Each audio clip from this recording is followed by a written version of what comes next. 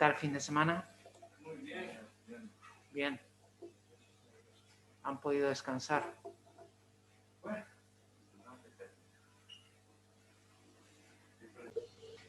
Bien, pues vamos a ver ahora lo que se refiere a la Gaudium et Spes, y para irnos situando un poco, porque el problema que podemos tener en esta asignatura es que nos podamos perder, ¿no?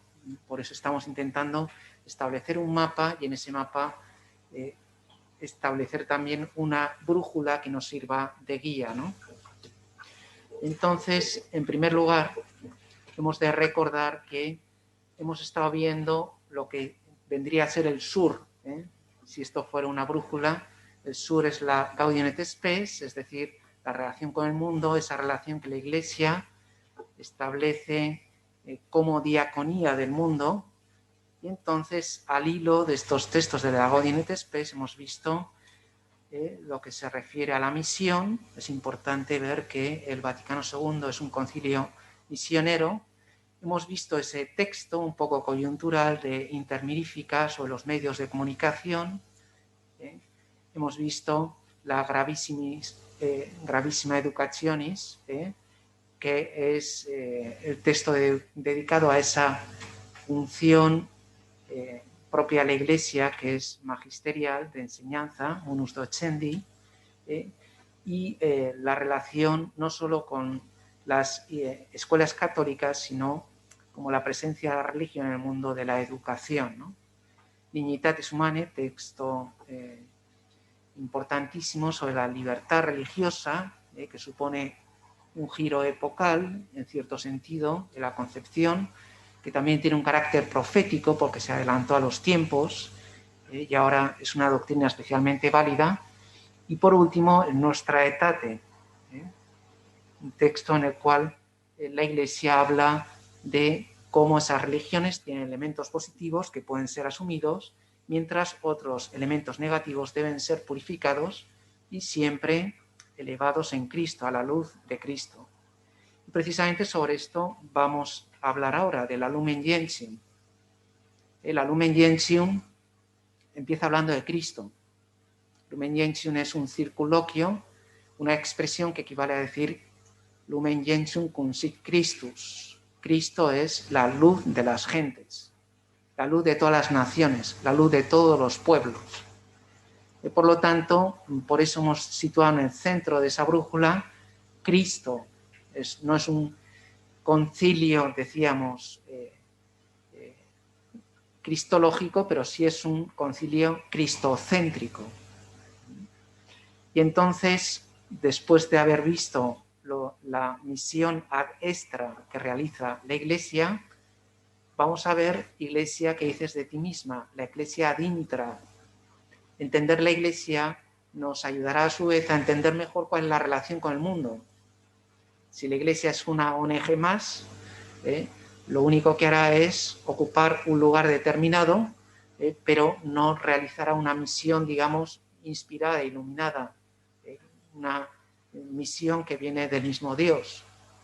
Si alcanzamos a entender la naturaleza sobrenatural de la Iglesia, la relación de la Iglesia con el mundo será una relación luminosa, Lumen Gentium cum sic Christus.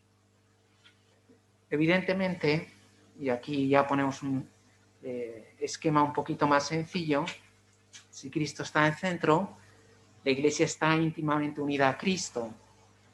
Y ya saben que hay un prejuicio protestante que dice Cristo sí, Iglesia no. Como si la Iglesia fuera un elemento que intentara eclipsar, ocultar esa luz de Cristo. Como si fuera un clon que intentaba sustituir a Cristo. Evidentemente, nosotros entendemos la Iglesia como la esposa de Cristo, como el cuerpo de Cristo, íntimamente unida a Cristo. O dicho en términos poéticos, como decían los padres de la Iglesia, Mysterium Lunae. Si Cristo es el sol, la luz, la Iglesia es la luna que refleja la luz del sol. Por lo tanto, la Iglesia y Cristo son inseparables. Cristo sí, Iglesia también, como cuerpo y esposa de Cristo.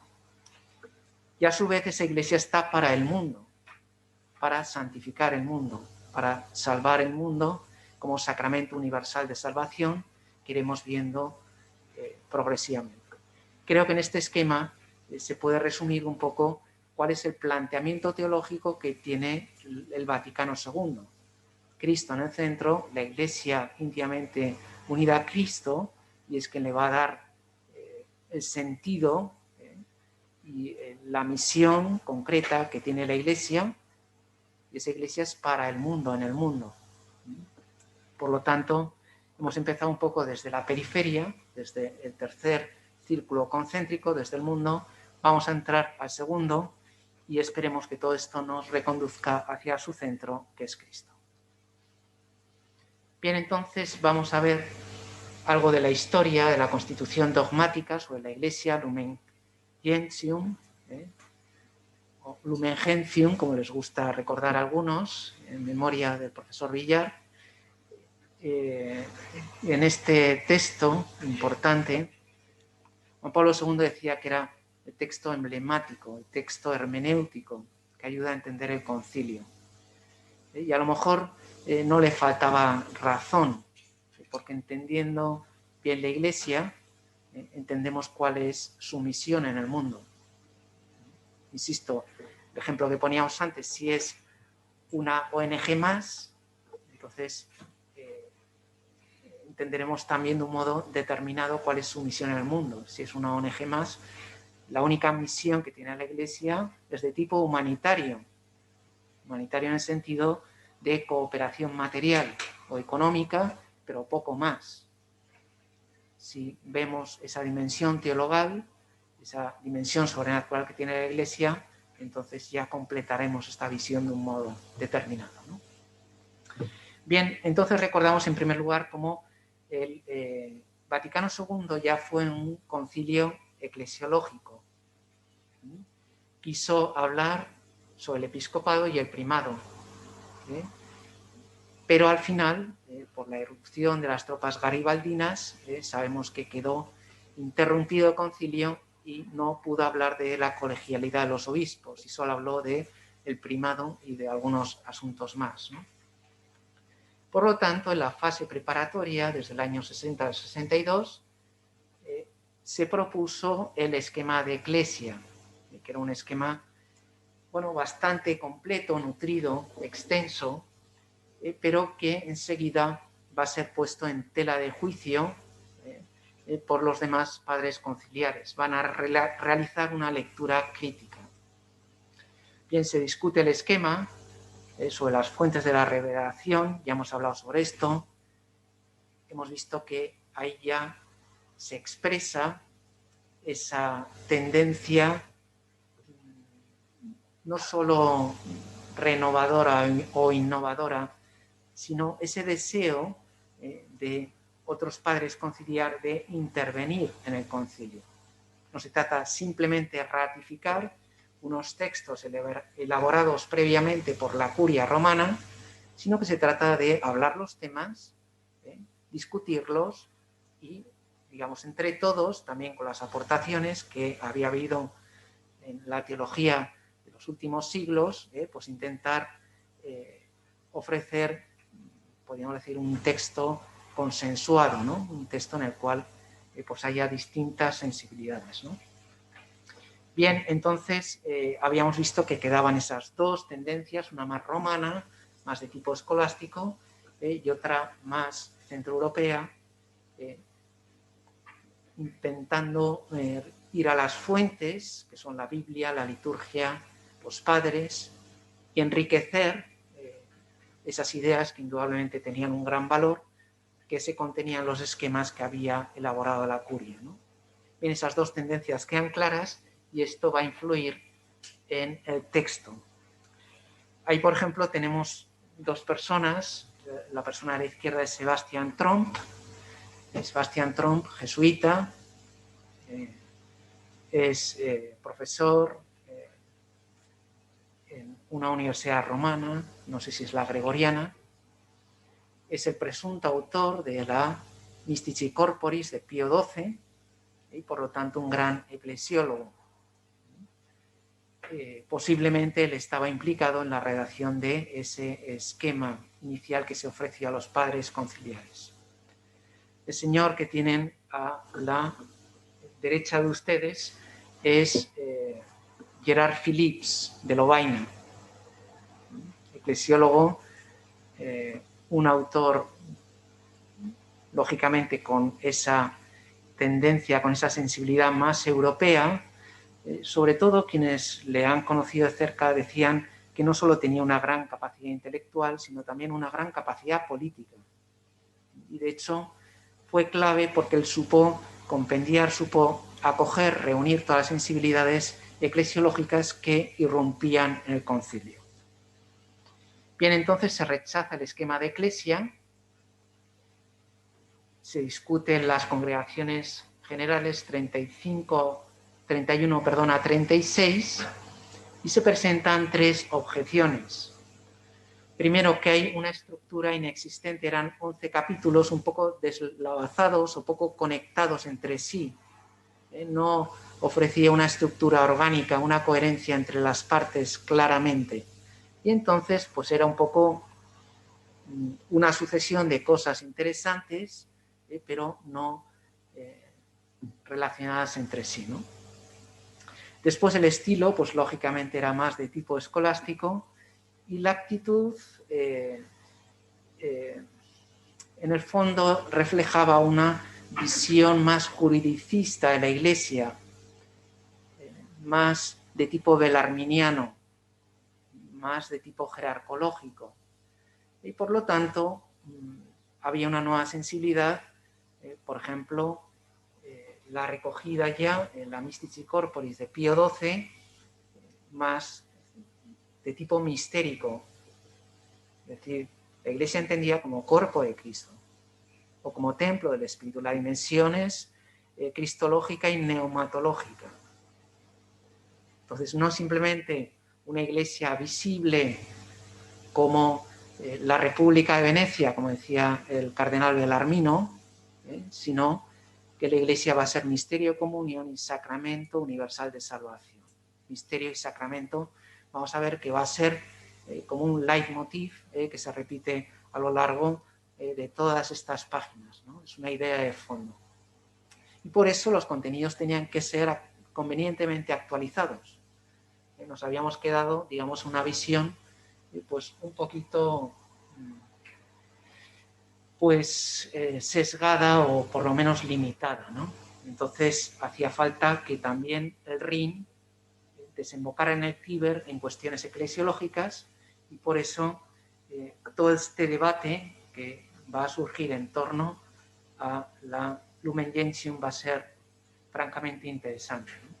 Les pongo aquí esta cita porque es así como es un poco dialéctica, pero es muy expresiva. Ayer se consideraba a la Iglesia como una institución, ayer. Hoy se la ve más como una comunión. Ayer se veía, sobre todo al Papa, Vaticano II. Hoy estamos en presencia de los obispos unidos al Papa, Vaticano II. Antes era Vaticano I, ahora Vaticano II. No sé si lo he dicho bien.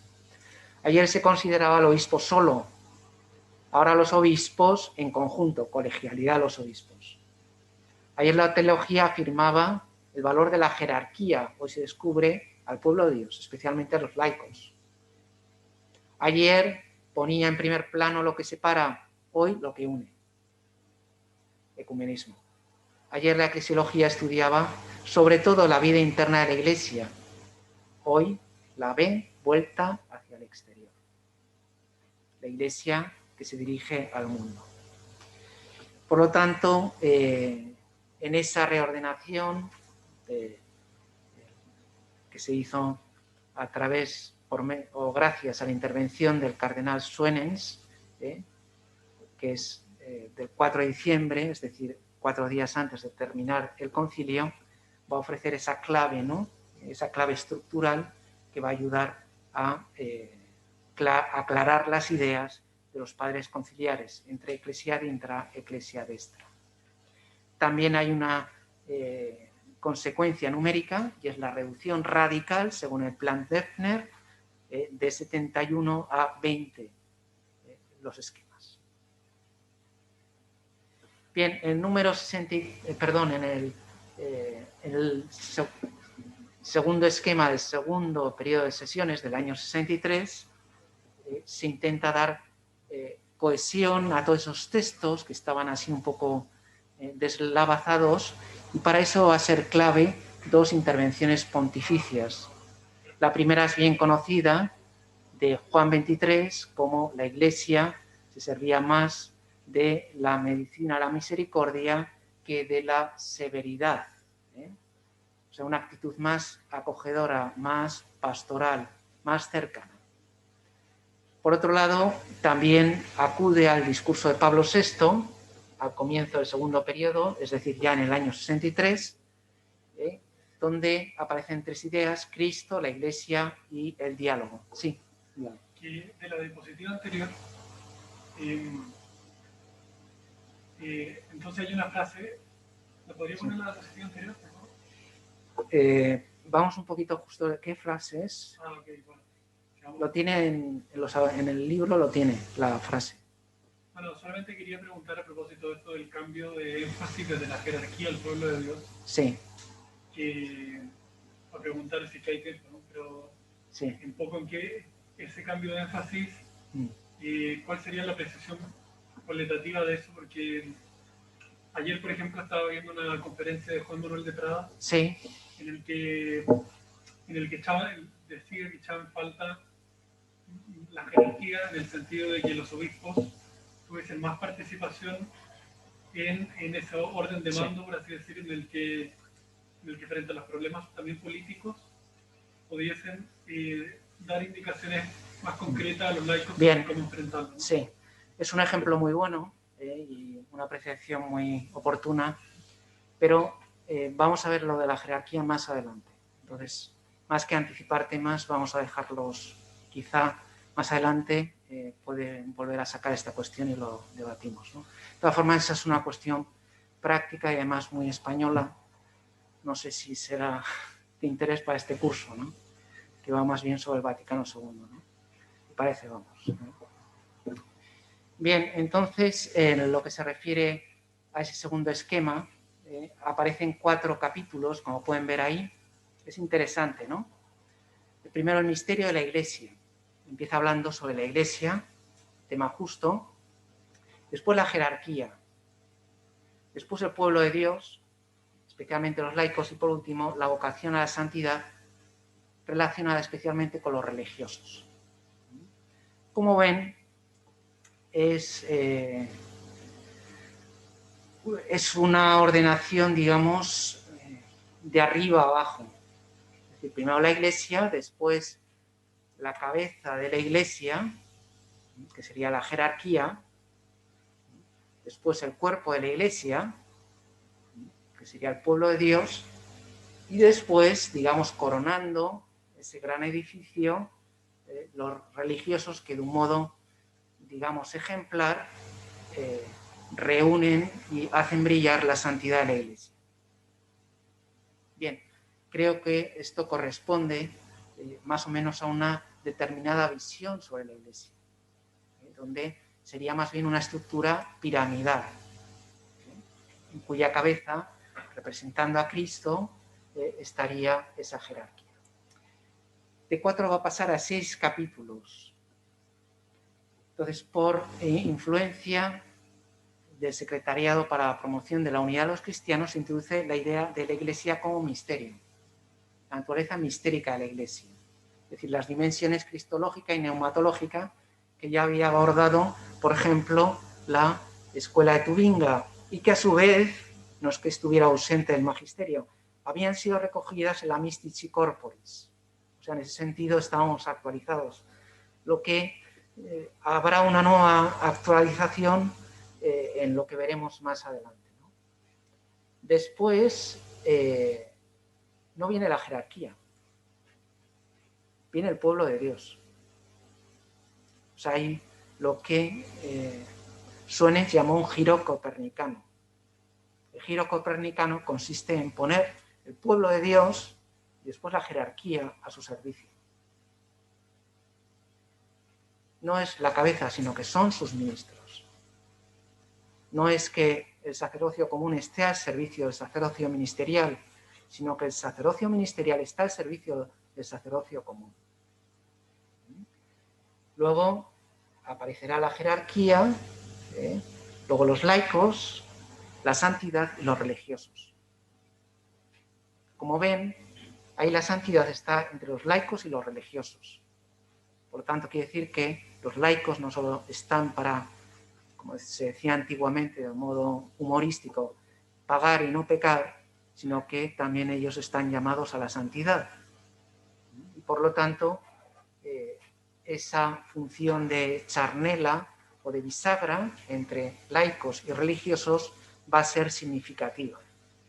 Los religiosos después van a hacer entrar lo que aparece ahí, la dimensión escatológica de la Iglesia. O sea, vamos a hablar no solo de la Ecclesia in terris, sino también la Ecclesia in patria, no solo de la Iglesia peregrina, sino también de la Iglesia que ya está en comunión con la cabeza, que es Cristo, la Iglesia de los santos, en la cual ocupa María un lugar, digamos, esencial, ¿no? Bien, sobre el esquema sobre María, no sé si se acordarán, lo habíamos visto ya, cómo hubo una gran discusión, había un esquema propio sobre María, lo que se hace es integrarlo en el esquema sobre la Iglesia. Entonces, algunos tomaron esto como una especie como de distanciamiento o de desprecio a la figura de María. Entonces, había ahí como dos perspectivas que se aunaron.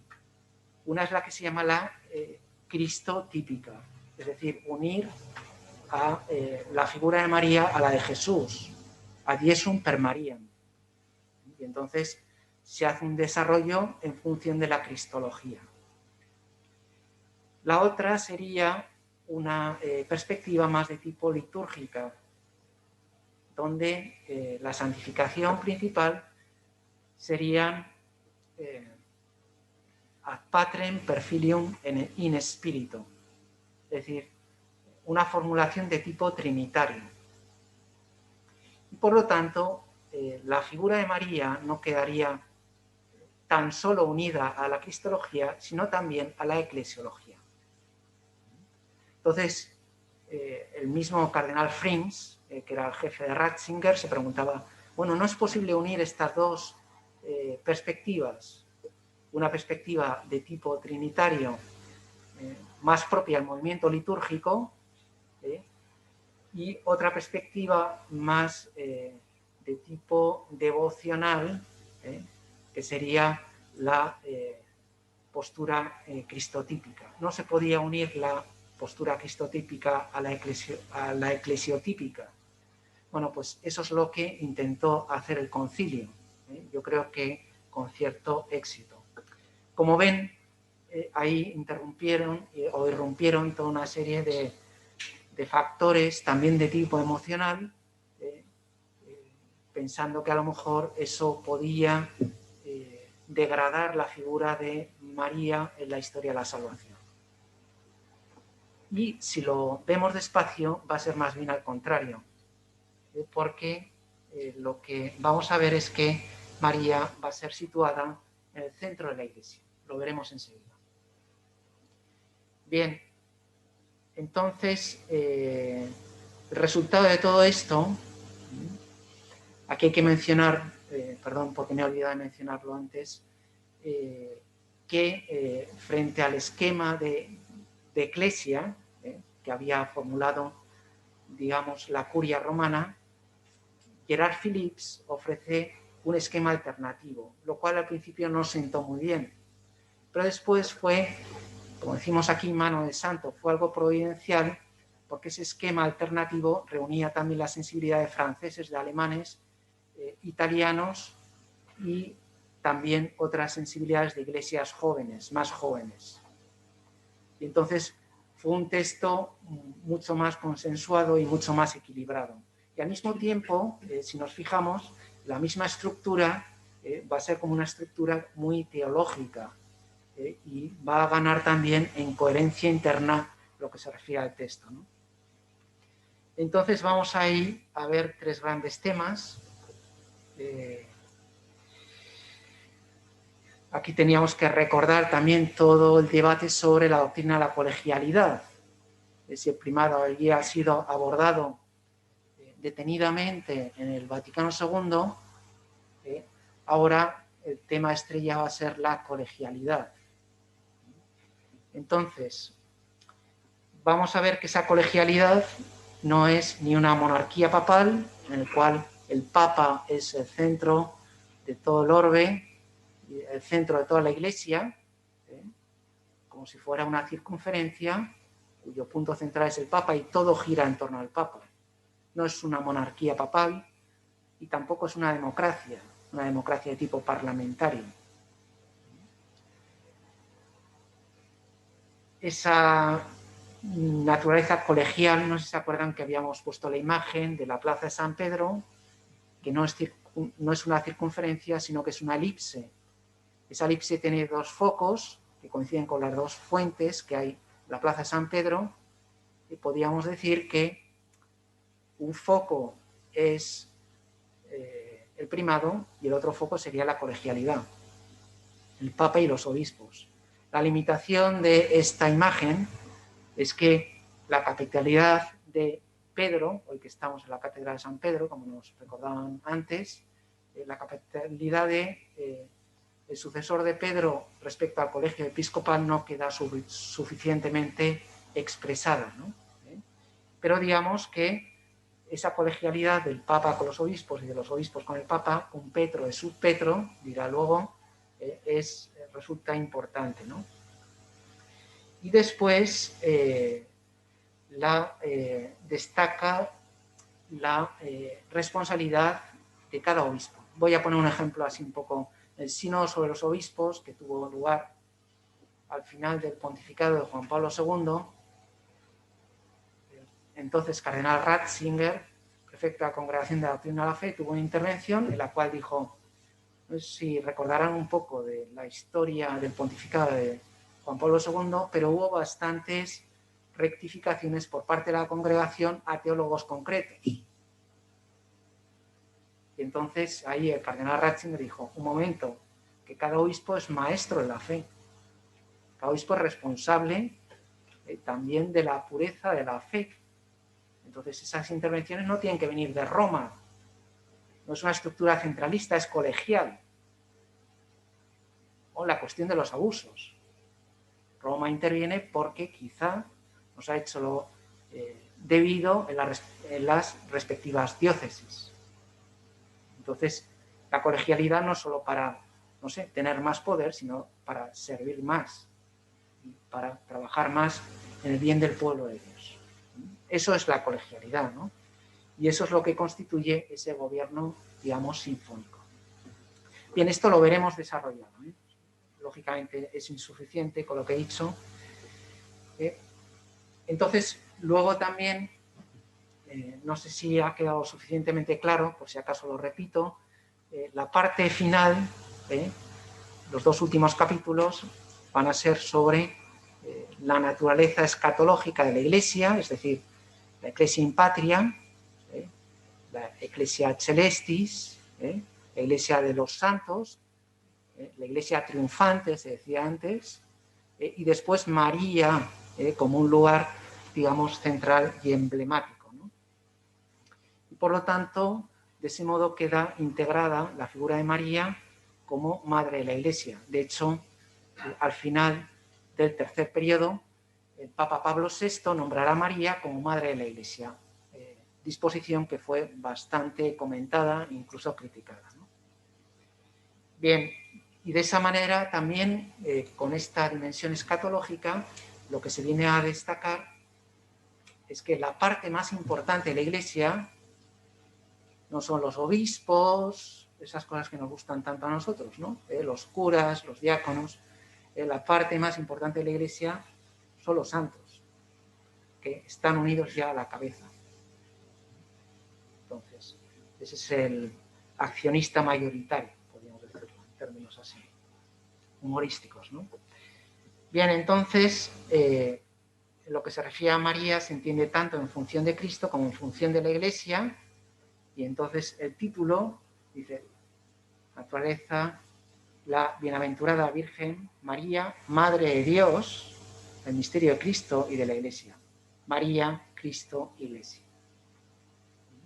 Esto me trae a la memoria eso que a lo mejor ustedes recordarán. Esta es la imagen que ofrece la Iglesia al Concilio. En este caso es una representación copta, me parece que es. Pero María, digamos, como la primera Iglesia, como la Iglesia naciente. Decía que esto me recuerda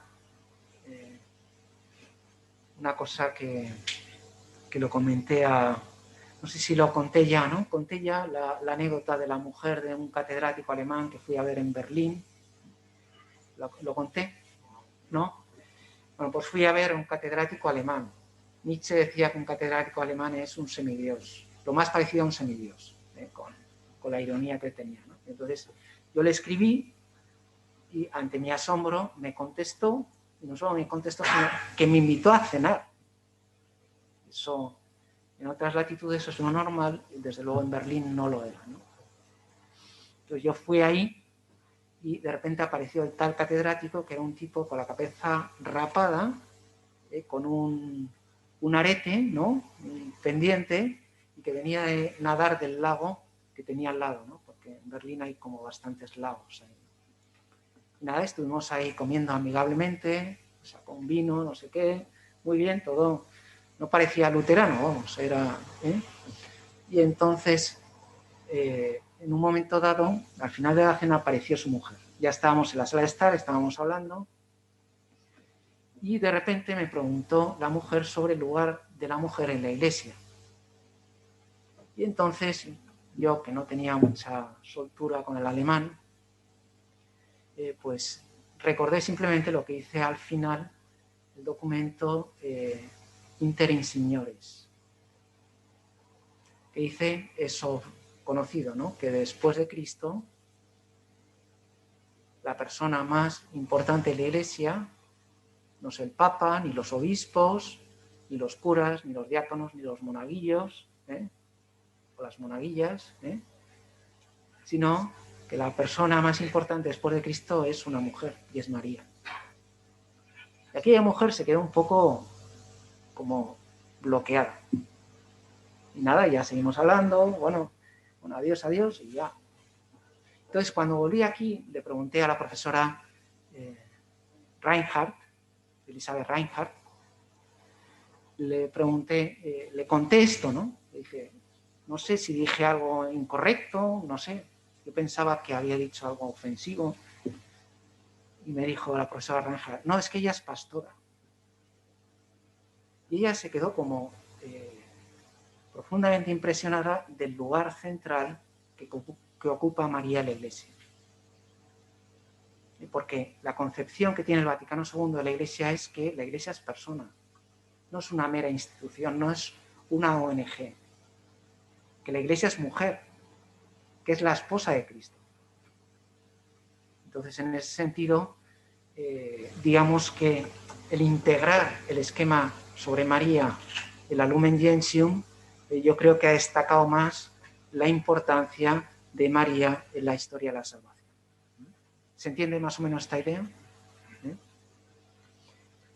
Bien. Seguimos aquí, en otoño, el esquema Phillips, un texto sincrético que reunía textos de distintas procedencias, es el que triunfa, es acogido. Se realiza una votación sobre la doctrina del episcopado del 30 de octubre, que es favorable. Y entonces, de 6 nos quedan, se convierten en 8 capítulos, que podíamos ordenar así de modo por parejas, ¿no? El primero, trinitario, el misterio de la Iglesia. El segundo, histórico, el pueblo de Dios, con un trasfondo bíblico clarísimo. Después, lo que se refiere a los pastores, la jerarquía. Tercero, seguido los laicos, el pueblo de Dios. La mayoría del pueblo de Dios, mejor dicho. También los pastores formamos parte del pueblo de Dios, está claro, ¿no? Entonces, aquí se habla específicamente de los laicos, la mayoría del pueblo de Dios. Después, la santidad, que implica tanto a pastores, laicos, como también religiosos. Y como los religiosos dan testimonio escatológico, ya el capítulo 6, eso da entrada a la dimensión escatológica de la Iglesia consumada, que se realiza en los santos, 7, y María, el 8. Por lo tanto, la Iglesia no se agota en la historia, no simplemente la Iglesia visible, que podemos ver con estos ojos que se comerán los gusanos, como se dice popularmente aquí. Bien, entonces llegamos a ahí pone tercera sesión de 1964. El Papa Pablo VI realiza una serie de observaciones que, como siempre, van a ser acogidas con cierto debate. La Comisión Bíblica ofrece una fundamentación sobre la doctrina del episcopado. Esto, perdón, que me viene a la cabeza una referencia que hacía Ratzinger, que cuando decían fundamentos bíblicos del episcopado, de la colegialidad, de la doctrina de la colegialidad. Pero claramente la oración del huerto, cuando todos los apóstoles colegialmente desaparecen, ¿no? Y se van de allí, ¿no? Bien, pues, perdonen la tontería, pero van a venir acá. Bien, y después la comisión doctrinal emite unas relaciones, es decir, una serie de puntos de julio a septiembre. Una pregunta. Sí. Entiendo que ahí ya estaba el documento escrito y se le pasa a la comisión bíblica para que acepte los temas bíblicos y a la doctrinal para que acepte temas doctrinales. Más bien, más que pasar el texto, yo entiendo que tanto la comisión bíblica como... Es interesante que haya una comisión bíblica. Vamos a ver cómo los textos están plagados de citas bíblicas. Es algo que a los protestantes también les llama positivamente la atención. Como el entramado bíblico de todo el texto conciliar es abrumador, igual que el catecismo, ¿no?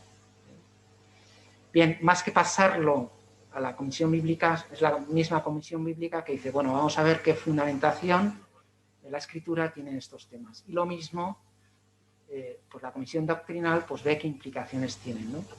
Lo cual va a tener que ver con estas tres comunicaciones que hace Pablo VI de modo autorizado a la Asamblea.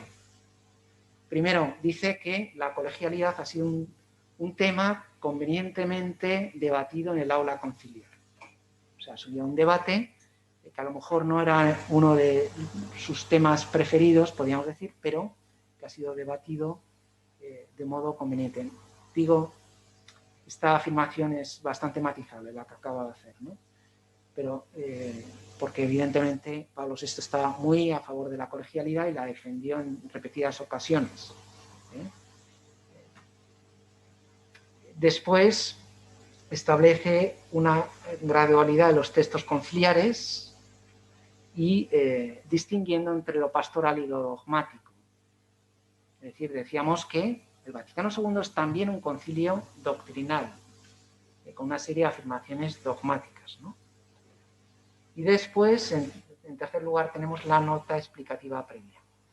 Pero les veo un poco cansados. ¿Quieren descansar un poco? ¿Sí? ¿Quieren descansar? A ver, ¿quiénes quieren descansar? Levanten la mano. 1, 2, 3. Bueno, pues tienen que hacer campaña. ¿Qué hacemos? ¿Seguimos o descansamos? Seguimos. Si alguien se va a desmayar, puede salir a tomar un café y vuelve a la mayor brevedad posible, ¿no? Bien, entonces, la nota explicativa previa tiene una larga historia. Es uno de los puntos que configuran la llamada Semana Negra, uno de los puntos discutidos por esa mayoría conciliar le pareció una intervención intempestiva o inoportuna por parte del Papa, ¿no? En esa nota explicativa previa, como hemos visto, buscaba no romper el concilio. La minoría conciliar amenazaba con abandonar el concilio, como había un buen número de padres conciliares que habían abandonado el Vaticano I, también por la doctrina de la infalibilidad pontificia. Entonces, ¿qué hace ese texto, la nota explicativa previa? Pues simplemente recordar la doctrina sobre el primado del Vaticano I y decir que esa doctrina del Vaticano II está en armonía con la doctrina de la colegialidad expresada en el Vaticano II. No es que los textos conciliares dejaran en mal lugar el papel del sucesor de Pedro, sino simplemente que se explicitaba que esos textos sobre la colegialidad había que leerlos también a la luz del Vaticano I. ¿Se entiende? Por lo tanto, visto ahora con cierta perspectiva y sin el furor y la emoción del momento, pues, bueno, uno lee aquello de un modo pacífico y ve que son textos integradores. Sin embargo, en aquel momento fue una cuestión ampliamente polémica. Bien, el 21 de noviembre del 64 es aprobada y el Papa proclama a María como Madre de la Iglesia. Esta también fue una cuestión que pues había padres conciliares que no les supo bien. Sin embargo, el Papa quiso asumir esa responsabilidad. ¿Verdad? Sí. ¿Y por qué no les supo bien? Habría que preguntarles a ellos, ¿no? Bueno,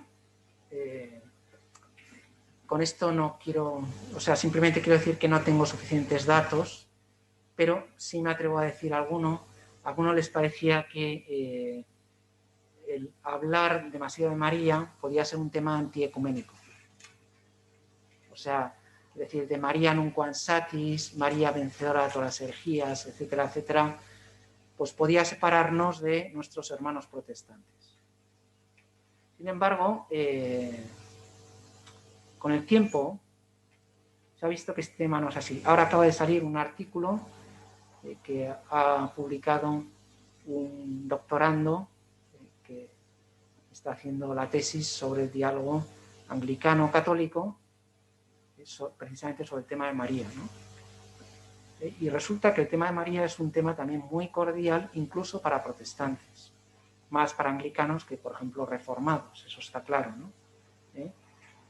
Pero también con el feminismo, creo yo, la justa reivindicación del lugar de la mujer en la Iglesia, el tema de María está adquiriendo como más importancia. Comento una anécdota que puede ser un poco... Cuando yo conseguí estar 2 horas en Wittenberg, entre un tren y otro, me escapé y fui ahí a ver la ciudad de Wittenberg, que la verdad, bueno, me desencantó un poco, quizá por la hora que era o lo que fuera, y me acuerdo que, claro, tuve que ir a toda velocidad, ¿no? Iba ahí, veía un poco por fuera las tiendas de recuerdos, que está llena la ciudad. Por ejemplo, ahí venden Lutherbier, ¿no? Cerveza de Lutero, ¿no? Y entonces una cerveza ahí con la efigie de Lutero. Y entonces me fijé que entre las postales había muchas postales de la mujer de Lutero. Por supuesto de Lutero, pero también de la mujer de Lutero, de Caterina von Boda. Y yo eso lo atribuí a una cierta nostalgia que tenían entre los mismos luteranos de la figura de María. De hecho, también en la plaza central está Marienkirche, ¿no? Marienkirche es una iglesia donde hay un famoso representación de los sacramentos según Lutero, ¿no? Bien, y también Lutero tiene cosas bonitas sobre la Virgen, tiene un comentario al Magnificat, aunque en clave, digamos, luterana. O sea, que incluso entre los más protestantes María tiene una cierta cabida, ¿no? Digamos que esa necesidad femenina y materna que tiene todo ser humano, y que Cristo ha querido para su Iglesia es, digamos, como una razón a favor de la importancia de María en la Iglesia. O sea que a algunos les podía parecer un tema de separación y en otros casos está siendo más bien un tema de unión, de unidad. Bien, pero esto sin mucho fundamento, como puede ver, porque no tengo referencias exactas, ¿no? Bien, entonces habíamos hablado de la Lumen Gentium como documento interpretativo del Vaticano II.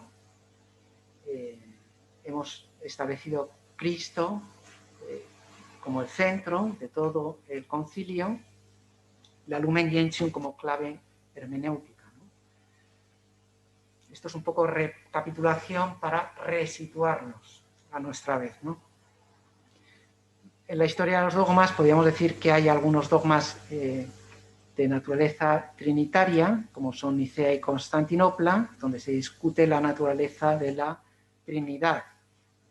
Después hay unos concilios cristológicos, como son Éfeso y Calcedonia. Y habíamos hablado también como hay un concilio especialmente soteriológico que, con motivo de la doctrina de la justificación, de origen luterano, pues va a abordar el Concilio de Trento, es decir, la relación entre el hombre y la salvación. Pues después de unos concilios trinitarios, cristológicos, soteriológico de Trento, podríamos decir que hay dos concilios eclesiológicos que son Vaticano I y Vaticano II. Es interesante que hay que leer en unidad estos dos concilios, Vaticano I y Vaticano II, que es lo que propicia la nota explicativa previa de la cual hemos hablado. Bien, y por fin llevan ustedes para poder comentar este magnífico texto, porque yo he hablado demasiado. ¿Quién quiere comentar este texto? Sí, por favor. Voy leyendo mientras llega aquí. Lumen Gentium consit Christus. Por ello este sacrosanto sínodo reunido en el Espíritu Santo desea ardientemente iluminar a todos los hombres, anunciando el Evangelio a toda criatura, con la claridad de Cristo que resplandece sobre la faz de la Iglesia. Y porque la Iglesia es en Cristo como un sacramento, o sea, signo e instrumento de la unión íntima con Dios y de la unidad de todo el género humano, ella se propone presentar a sus fieles y a todo el mundo con mayor precisión su naturaleza y su misión universal, abundando en la doctrina de los concilios precedentes.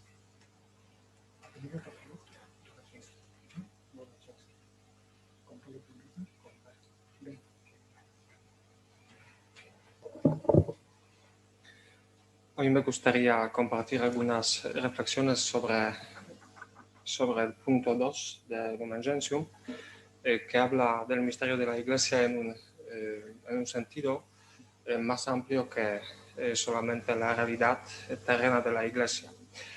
Dice el punto 2 que presenta el misterio de la Iglesia y confirma que la Iglesia tiene su fuente en el misterio de la Trinidad. No es solamente la realidad visible, sino, así como empieza el punto 2, proviene de la voluntad y la decisión de Dios Padre. Luego se habla también en el punto 2 sobre la acción de Cristo Redentor en la Iglesia y sobre la acción del Espíritu Santo también en la Iglesia. Así pues podemos ver que el misterio de la Iglesia es un misterio trinitario.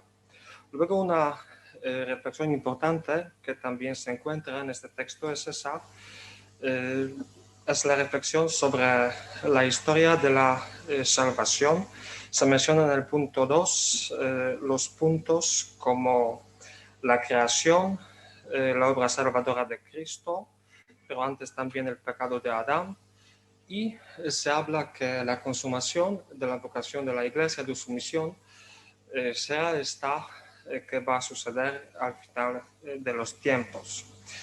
La reflexión que llamó mi atención más es esta de advertir que el misterio de la Iglesia fue prefigurado en la antigua alianza. Y podemos leer en el punto 2 que el pueblo de Israel en el Antiguo Testamento anunciaba la realidad de la iglesia. Y se habla de una concepción muy importante de la iglesia desde Abel. Esa concepción proviene de San Agustín en sus escritos en la Ciudad de Dios y también en sus sermones. Encontramos esta idea según la cual todos los justos de la antigua alianza ya permanecían a la iglesia. Los santos de la antigua alianza del Antiguo Testamento ya pertenecían a la comunidad de los santos que encontró su expresión histórica gracias a la obra de Cristo. Y esta concepción de la iglesia desde Abel subraya en primer lugar la unidad de la gracia en la iglesia y también la continuidad del plan salvífico de Dios. Eso es interesante que San Agustín y el concilio cita directamente a San Agustín.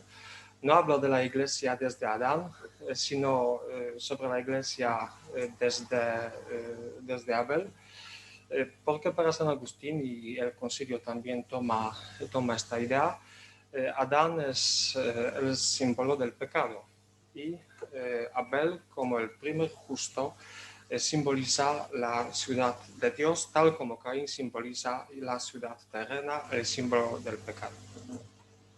Muy bien. Muchas gracias. Este oportuno comentario bíblico nos ayuda un poco a ir aterrizando. De todas formas, en este texto, que es el número 1, si no me equivoco, tenemos que recordar una idea que va a ser importante.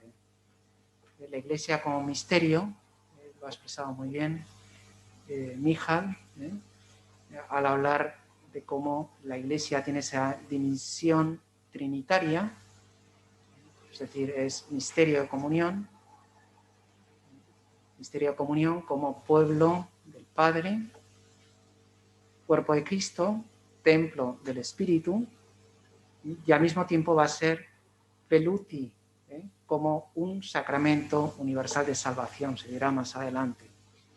Es decir, la Iglesia como misterio y sacramento, que recordarán ustedes de las nociones de eclesiología, como tiene esa dimensión de procedencia mistérica que nos permite entrar en contacto con la Trinidad, y cómo ese acceso a la Trinidad no es un acceso espiritual desmaterializado, sino que es un acceso sacramental. Por lo tanto, en esa naturaleza sacramental de la Iglesia, hay otra tesis por ahí sobre la sacramentalidad de la Iglesia, combina, como en todo sacramento, el elemento material y espiritual, lo visible y lo invisible. Por lo tanto, esta definición de la Iglesia de tipo sacramental, que usted recordará las nociones, ¿no?, de ur sacrament, curum sacrament, ur sacrament como Cristo, sacramento fontal, del cual procede toda la sacramentalidad de los sacramentos y de la misma Iglesia. Cristo como sacramento fontal. Y después la Iglesia como Grund Sacrament, como sacramento fundamental, que continúa esa acción salvífica que solo puede venir por Cristo. Bien, pues también ahí he destacado cómo el Vaticano II se declara en continuidad con los concilios precedentes. Bien, entonces aquí es donde vendría su oportuna intervención. Después en el número 3, en el número 2 se habla del Padre, después el Hijo enviado por el Padre.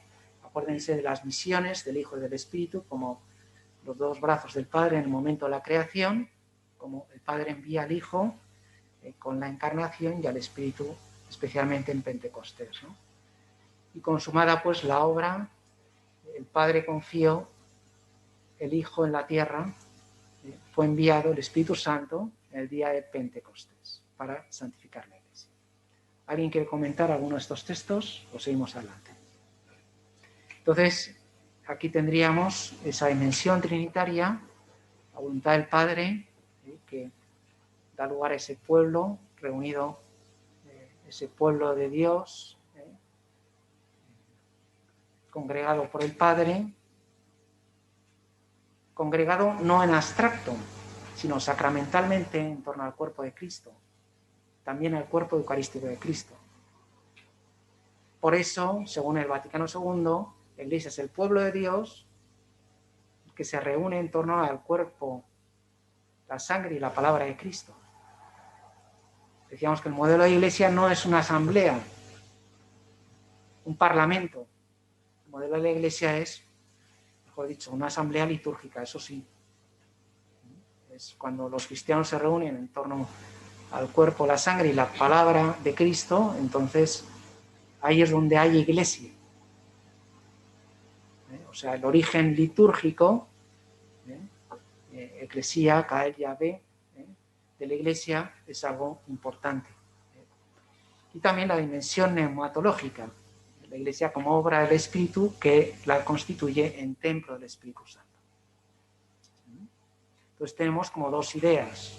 La primera, la Iglesia como misterio de comunión, sacramento universal de salvación, y después como pueblo, segunda idea, como pueblo de Dios Padre, cuerpo de Cristo, templo del Espíritu Santo. ¿De acuerdo? Bien, seguimos adelante. Este número 5 habla de el reino. ¿Alguien quiere comentar este número? Bien, entonces esa continuidad entre Iglesia y reino, reino que se identifica con la figura de Cristo, y que por lo tanto el reino de Dios en esta tierra está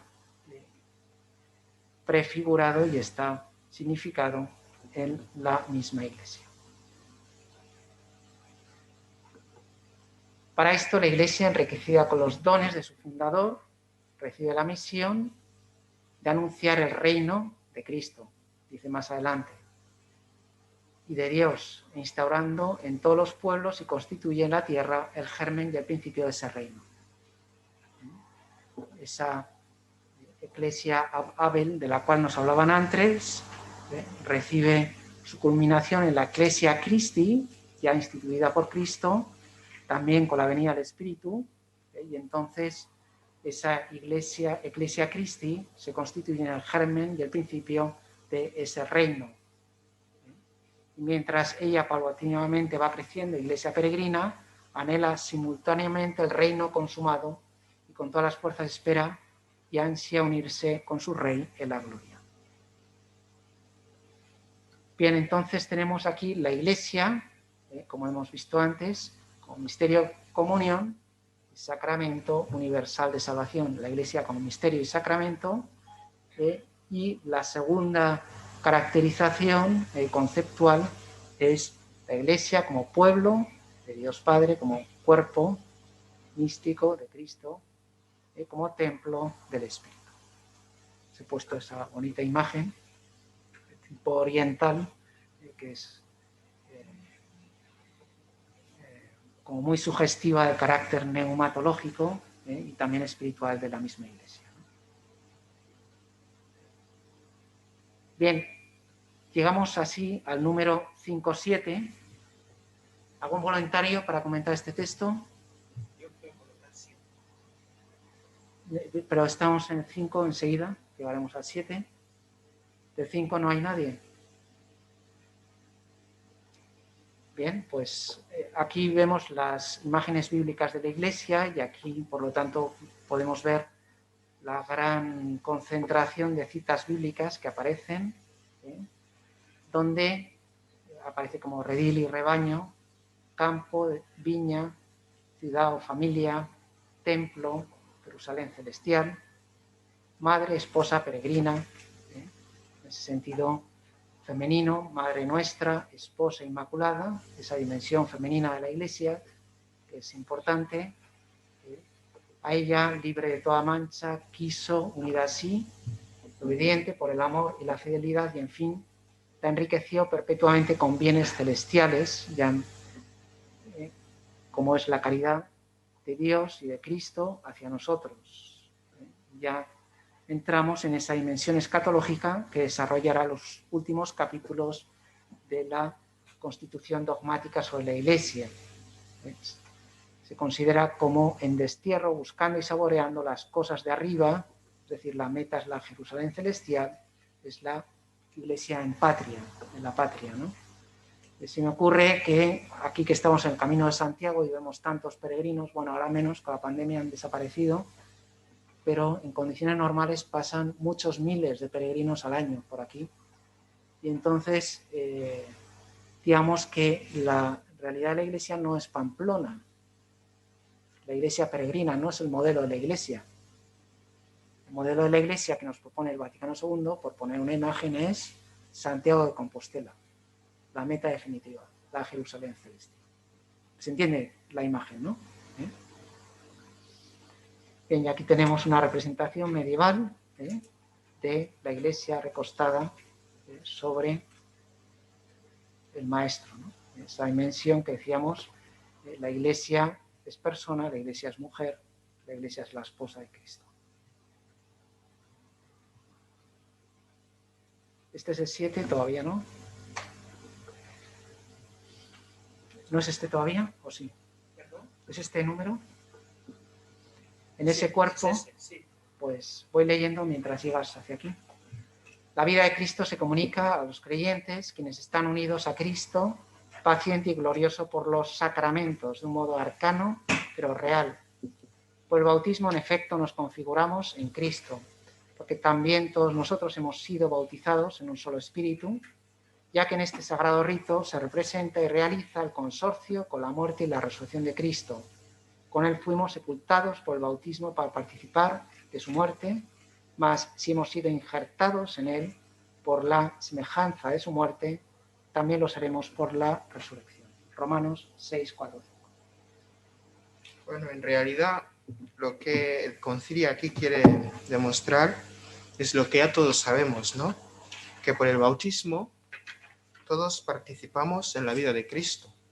¿Por qué? Porque estamos metidos en su muerte y resurrección. En el fondo, aquí no hay nada nuevo, porque, como bien sabemos, luego más adelante dirá que el sacramento del bautismo es el que nos hace miembros de la Iglesia. Y así llegamos a formar parte del cuerpo de Cristo.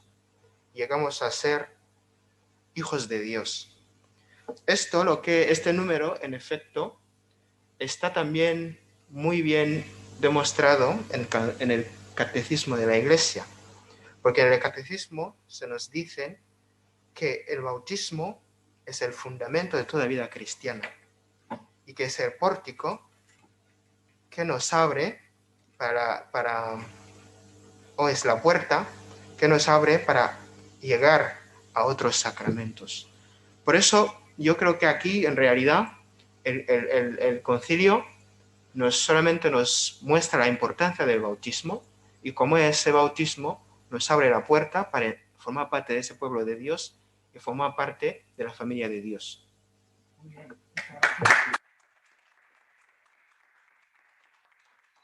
Muchas gracias. Y es un tema importante el del bautismo, ¿no? Porque aquí vamos a tener una cuestión significativa eclesiológica, pero de origen sacramental, que va a ser definitiva también con la actitud ecuménica del Vaticano II. Bien, todo depende de si tomamos como el sacramento emblemático el bautismo o la Eucaristía. O dicho en términos magisteriales, todo depende si tomamos como punto de referencia la Mystici Corporis o la Lumen Gentium. O sea, la Mystici Corporis decía que la Iglesia Católica se identifica con la Iglesia de Cristo. o dicho al revés, que la Iglesia de Cristo es la Iglesia católica. Entonces, dejaba un poco en la periferia aquellos que, por ejemplo, estaban bautizados, pero no habían recibido la plenitud de la Eucaristía. Entonces, todo depende, insisto, no sé si estoy siendo suficientemente claro, de si tomamos una eclesiología bautismal como punto de partida o una eclesiología eucarística. Nosotros sabemos que las iglesias ortodoxas y la Iglesia católica tienen la Eucaristía en plenitud. Por lo tanto, tienen el mayor grado de eclesialidad. ¿No? ¿Es así o no? ¿Sí? Sin embargo, por ejemplo, las comunidades protestantes tienen el bautismo. Por lo tanto, evidentemente, son cristianos. Entonces, ¿dónde establecemos los límites de la Iglesia? ¿El bautismo o la Eucaristía? Porque si lo establecemos en la Eucaristía, los protestantes están fuera de la Iglesia. Si lo tomamos en el bautismo, los protestantes pertenecen, aunque de modo imperfecto, a la Iglesia de Cristo. Va a ser la famosa doctrina del subsistit in.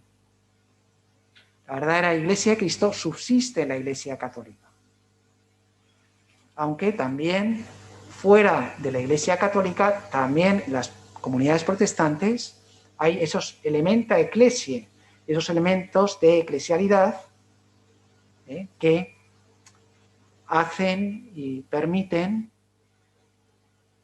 que esas iglesias que están buscando su plenitud, su perfección en la comunión, pertenezcan a la Iglesia de Cristo, pero no de modo pleno. No sé si me he explicado con suficiente claridad. De todas formas, vamos a verlo un poquito más despacio en los siguientes números. Vamos a ver si consigo. Entonces, aquí tenemos la dimensión cristológica y neumatológica, de la cual hablábamos en número 8. No sé si alguien quiere comentar este número. Bien, pues seguimos adelante. Y después esa dimensión, digamos, femenina, a través de la Iglesia como esposa, que al mismo tiempo se compatibiliza con la imagen, digamos, orgánica. Es decir, la Iglesia como cuerpo, en la cual Cristo es cabeza y nosotros somos los miembros, ¿no? Aquí he puesto una ilustración un poco ingenua, pero expresiva, ¿no? Como la cabeza es Cristo, nosotros somos los miembros de ese cuerpo, lo he encontrado por ahí en internet, me ha hecho gracia, lo he puesto, y ahí está, ¿no? Aunque no solo habría que poner las cabecitas, yo creo que habría que poner a las personas enteras, pero bueno, esto es lo que hay de momento, ¿no? Bien, entonces, en la Iglesia, al ser sacramento universal de salvación, vemos que es al mismo tiempo visible e invisible. Esto lo mencionábamos cuando hablábamos de la naturaleza sacramental. Entonces, aquí hay un término que a mí me resulta muy interesante, que es realitas complexa, una realidad compleja. Compleja en el sentido de que está presente lo humano y lo divino, lo visible y lo invisible. Los protestantes dicen realitas permixta. Y esto nos va a dar una clave para el tercer gran tema subyacente en este primer capítulo de la Lumen Gentium. Uno es subsistit in, el segundo es elementa ecclesiae y otra es ecclesia semper purificanda. Me explico. ¿Qué quiere decir un protestante cuando habla de realitas permixta? Es decir, una iglesia en la cual conviven santos y pecadores. Y que tan importantes son los santos como los pecadores. En el fondo, si se dan cuenta, es una transposición a nivel eclesiológico de la doctrina del simul justus et peccator. Es decir, para Lutero, con el bautismo, por ejemplo, no se borra el pecado original. El pecado original sigue ahí. Y por eso ponía la imagen, hoy que ha nevado un poco, de que la naturaleza humana es como un montón de estiércol cubierto con una capa de nieve. La capa es la gracia. La capa de nieve es la gracia. Pero el estiércol sigue ahí. Para la doctrina plenamente cristiana, sabemos que ese estiércol es suprimido, es limpiado del pecado y sustituido por la gracia de Dios. Por lo tanto, hay una transformación también de la naturaleza humana a través de la gracia. Por lo tanto, la doctrina del simul justus et peccator es todavía un punto que nos separa de la doctrina protestante. Esto, por ejemplo, lo manifestaba la declaración conjunta sobre la doctrina de la justificación y su transposición de la Iglesia como realitas per mixta, donde el pecado tiene tanta importancia como la gracia. Nos sigue la doctrina paulina de donde abundó el pecado, sobreabundó la gracia. Y por eso el concilio no dirá ni siquiera Ecclesia semper reformanda, sino que dirá, aunque no es una cita textual, Ecclesia semper purificando. O sea, la iglesia del concilio no es una iglesia de pecadores, sino para los pecadores. La iglesia que tiene que estar continuamente purificándose interiormente. Es, por poner una imagen, como una gran depuradora que coge la basura y la suprime y por los méritos de Jesucristo y por su acción salvífica lo convierte en gracia de Dios, en elementos de salvación. Bien, pues esa realitas complexa es, me parece a mí, un modo de explicar lo que hay, ¿no? Y por eso, como decíamos, tenemos esos tres elementos que delimitan la doctrina eclesiológica del primer capítulo de la Lumen Gentium. El principio de vamos a ir por partes, subsistit in. ¿Se entiende este principio? Sí, dígame.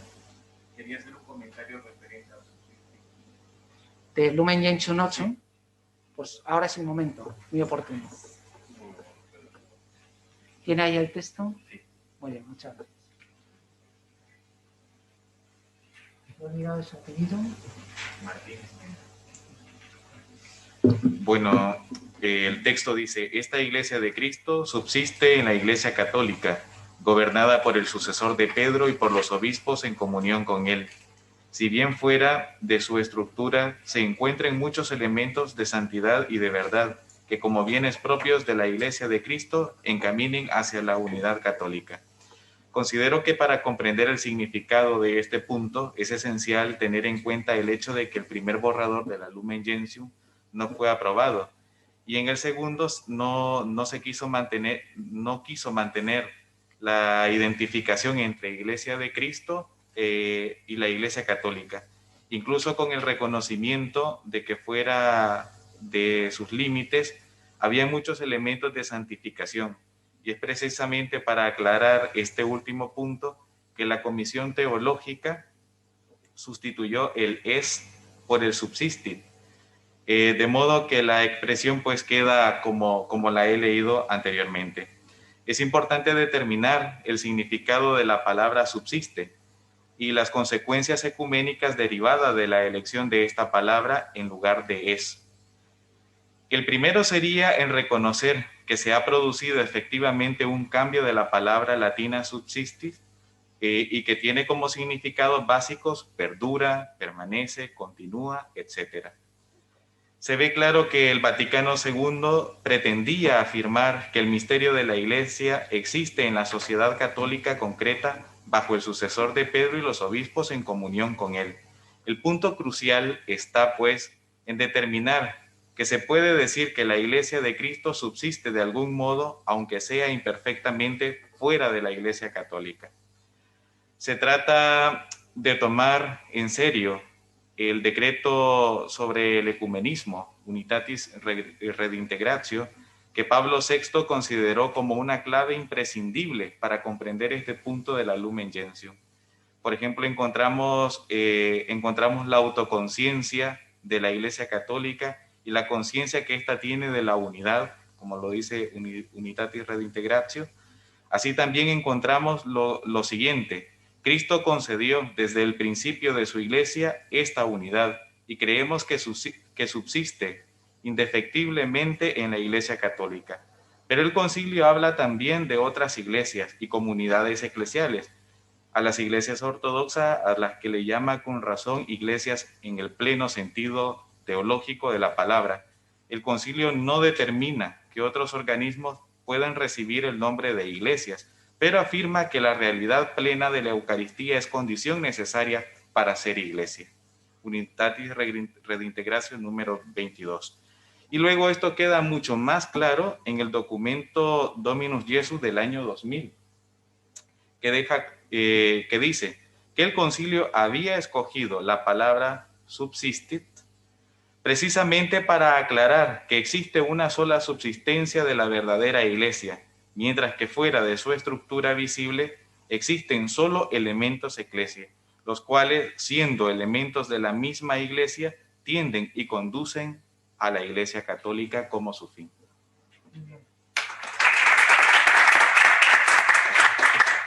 Muchísimas gracias.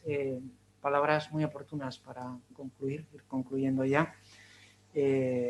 Como anécdota les diré que el término subsistit in es de Sebastian Tromp.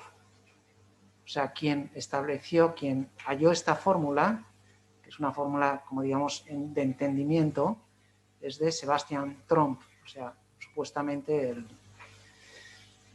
tradicionalista, dicho pronto y mal, bastante mal, ¿no? Porque era un fino teólogo y asume la doctrina. La eclesiología del Vaticano II empieza siendo bautismal y termina siendo eucarística, pero establece, digamos, ese plano inclinado, el cual reúne o define como pertenecientes a la Iglesia a las comunidades protestantes, si bien de un modo imperfecto, a través del bautismo, y después expresa su plenitud en las iglesias ortodoxas y sobre todo en la Iglesia Católica, en la cual subsiste la verdadera Iglesia de Cristo, con todos los elementos que Cristo ha depositado en su Iglesia. ¿Se entiende, no? Bien. ¿Sí? Bien, vendrá más adelante, ¿eh? Quizá lo dejamos para el próximo día. Muchas gracias. Y después, esta doctrina de la Ecclesia Semper Purificanda, también del número 8, en la cual define a la Iglesia como no una iglesia de pecadores, sino una iglesia para los pecadores. ¿Se entienden estas tres ideas? ¿Quieren hacer alguna aclaración, aportación? Pues nada, estupendo. Muchísimas gracias y hasta el lunes que viene. Hasta luego.